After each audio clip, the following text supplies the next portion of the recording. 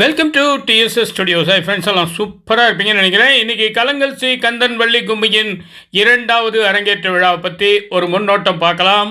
வாங்க போகலாம்.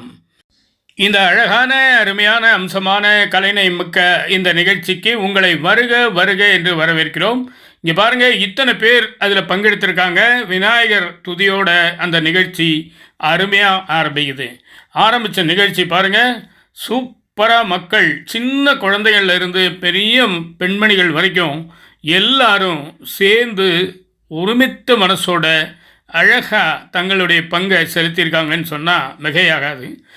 ஆசிரியர்களும் அந்த அளவுக்கு நல்ல பயிற்சி கொடுத்துருக்காங்க, நல்லா அவங்கள ஆட வச்சுருக்காங்க. டான்ஸ் மாஸ்டர்னு சொல்கிறோம் இல்லைங்களா, அந்த அளவுக்கு இந்த வாத்தியார்கள் ரொம்ப உணர்வுபூர்வமாக அவங்களுக்கு சொல்லி கொடுத்து முழுமையடைஞ்சு ஒரு நல்ல ஒரு நாட்டியத்தை அவங்க நமக்கு காட்டுறாங்க. பாருங்கள், சும்மா சொல்லக்கூடாதுங்க, அருமையான வேலை. ஆசிரியர்களுக்கு பாருங்கள் சிறப்பு செய்கிறாங்க. அவங்க சொல்லி கொடுத்த அந்த பாங்குக்கு அந்த அனைவருக்கும் மரியாதை செலுத்தி அந்த நிகழ்ச்சி அருமையாக அரங்கேறுகிறது. பாருங்கள், கண்கொள்ளா காட்சி. ஆமாம், இதெல்லாம் யார் நடத்துகிறாங்க? ஊரே சேர்ந்து நடத்துதுங்க. இருந்தாலும் அதுக்கு ஒரு முதுகெலும்பான முக்கிய காரணம் ஒன்று இருக்கணும் இல்லைங்களா?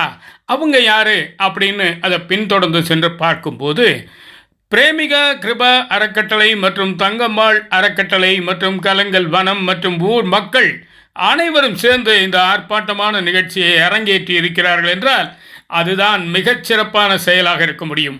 அங்கு பாருங்கள், நாட்டியத்திலே பங்கு கொண்ட அனைத்து பெண்மணிகளுக்கும் குழந்தைகளுக்கும் அந்த பிரேமிகா கிருபா அறக்கட்டளை சார்பாக விருது வழங்குகிறார்கள்.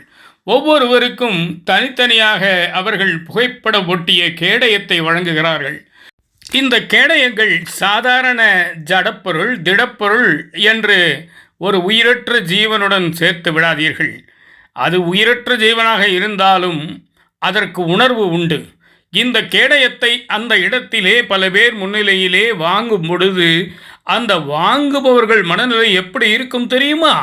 ஆஹா, நாம் ஏதோ சாதித்து விட்டோம், இன்னும் சாதிக்க வேண்டும், இது போன்ற பல கேடயங்களையும் விருதுகளையும் வாங்கி குவிக்க வேண்டும் என்ற அந்த உத்வேகம் வரும். இதுதான் அந்த கேடயத்தின் மகிமை. சரி, கொடுப்பவர்கள் நிலை என்ன? கொடுப்பவர்கள் பார்த்தீர்கள் என்றால் ஏகப்பட்ட பொருட்செலவு செய்து இதை வழங்கினாலும் இத்தனை பேர் உள்ளத்திலே நாம் நம்பிக்கை விதைத்திருக்கிறோம், அவர்கள் ஆர்வத்தை தூண்டியிருக்கிறோம். நமது லட்சியமான கிராமப்புற மக்கள் மேம்பாட்டிலே இது முக்கியத்துவம் வாய்ந்தது, இது பெருமை பெறுகிறது. இதன் மூலம் இவர்கள் பல உச்சங்களை தொடலாம், அதன் மூலம் பலர் பயன்பெறலாம் என்று ஒரு நீண்ட கால திட்டம் போட்டு லாங் சைட் என்பார்களே, அதுபோல தொலைநோக்கு பார்வையுடன் கூடிய விஷயம் இது. ஆகவே இந்த கேடயத்தை சாதாரணமாக நினைத்து விடாதீர்கள், அதற்குள்ளே பெரிய கதை இருக்கிறது. இதில் பாருங்கள், இத்தனை பேர் பங்கெடுத்திருக்கிறார்கள், சின்ன குழந்தை முதல் பெரியவர்கள் வரை. ஒரு நாள் கூத்தல்ல இது, பல நாள் பயிற்சிக்கு வந்து அந்த குறித்த நேரத்திலே வந்து ஆடி பயிற்சி பெற்று பழகி தவறுகளை திருத்திக் கொண்டு ஆசான்களின் அறிவுரைப்படி அற்புதமாக ஆடும் அந்த ஒரு நாள் கூத்துக்கு முன்னே இத்தனை விஷயம் இருக்கிறது.